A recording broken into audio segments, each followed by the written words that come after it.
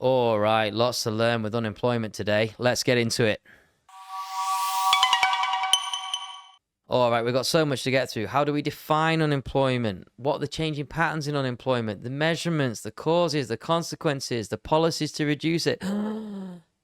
Doesn't stop, doesn't it? I might even have to make 2 videos for this one. Let's see. What is employment and what is unemployment? To be considered employed in England, you need to be working full-time, which is usually 40 hours a week, part-time, which can be starting from 1 hour a week, temporarily or seasonally, where you're in and out, depending on the weather, or you can be self-employed. Now, do you remember the PPF? If you remember the PPF, okay, you produce 2 types of goods, consumer goods and capital goods. Oh, and this line should be touching, okay? These lines should always be touching because you can achieve this point. Anyway, so this line represents the total amount that we can produce in society. And if we're at point A, it means all our factories are open and all people that are in the labor force are working, right? But if we're at point B, it means we've got people that want to work that aren't able to find work, and we've got factories that could be used that are being underutilized. So we've got all these problems, and we might be operating at point B, where we produce 100 of each good, where we could be operating at point A, where we could produce 130 capital goods and 110 consumer goods, but we're not there. That's because of unemployment, okay? Now, firstly, we're going to look at the changing patterns of employment in society, okay? Usually get students to research this, but let's be quick. So, firstly then, economic cycles.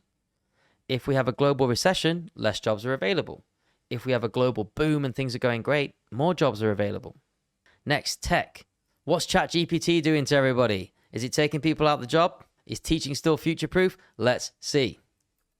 Globalization. The world is becoming so much more connected. Everybody's clicking like on the same cat videos.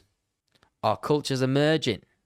This trade will destroy and create jobs all at the same time. All in the name of efficiency. Countries are choosing to specialize and dominate global markets. Next, demographic changes. People are getting old in developed countries, and younger people are having less children, which puts more burden on younger people. What about skills mismatches? The skills you have, like making CDs, might no longer be useful since MP3s came about. Then there's social norms. What festivals do you have? What do you normally buy? That will lead to employment of different kinds. Migration. There's huge issues with immigration right now in America after Donald Trump took power. See it in the news every day. So let's run a few numbers, okay? We need to know how to calculate this stuff. Firstly then, why do some people choose not to work? Well, let's say you've got loads of money in the bank. You don't need to, do you?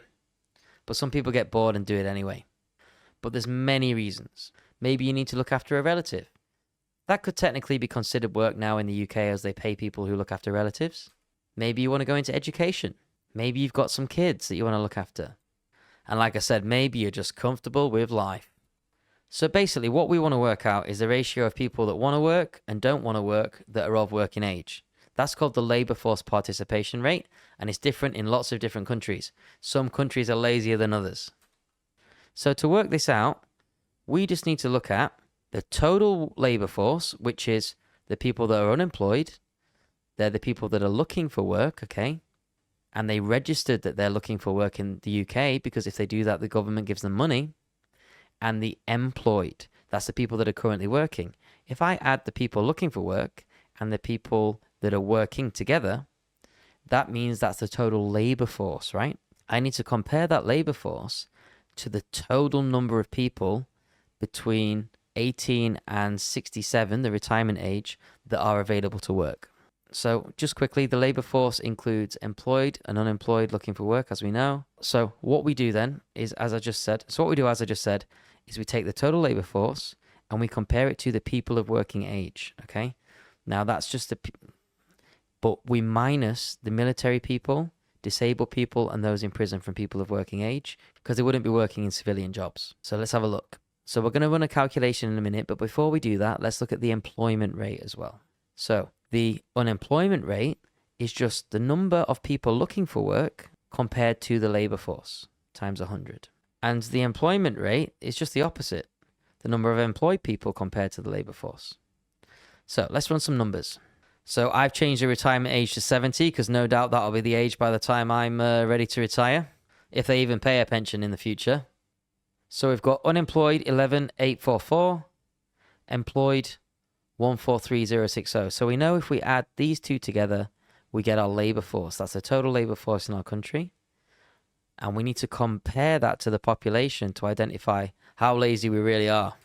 So only 63% of us want to work. Isn't that wild? What about the unemployment rate? So we just compare this 11,844 to the total labor force, and that's 7%. So that's not a bad rate, really.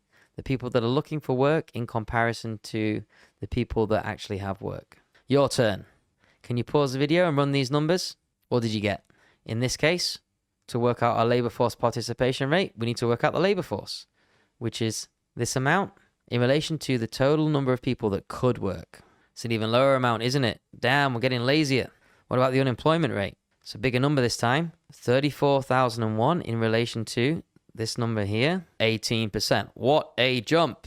I wonder what problems were going on in society for that to occur. So now we need to look at the two ways unemployment is registered in society and how these statistics are used. So the first one is the claimant count. This is the easiest one. If you don't have a job and you're looking for work in the UK, you can just simply go to the dole office, they call it, or the job centre, tell them you are unemployed and looking for work. They register you, register your name, and make you some payments. So there's a big incentive to register for the claimant count. So they just count the number of claimants. That's it. The number of people being paid job seekers allowance or that have claimed they're looking for a job. It's easy to update. It's all on a computerized system, and it's very standardized across the country. The problem is not all countries adhere to this, and there can be a lot of errors. In America right now, there's a few tales coming out of people over 200 years old claiming these benefits. They clearly don't exist. So it's about working out if it's corrupt or not. There are some other issues as well. What if the person's actually not unemployed and they're secretly working for cash as well and cashing in on that bonus? But also, what about the unemployed people that don't claim benefits? When I went back to the UK for a while, I was technically unemployed. I didn't claim any benefits. I wasn't registered at all for anything. Also, if you haven't contributed pension-wise, I think it's for around 2 years, you might not be entitled to the job seekers allowance, so you might not get put on the system. There can be a lot of errors. Also, in politics, they love to manipulate these numbers.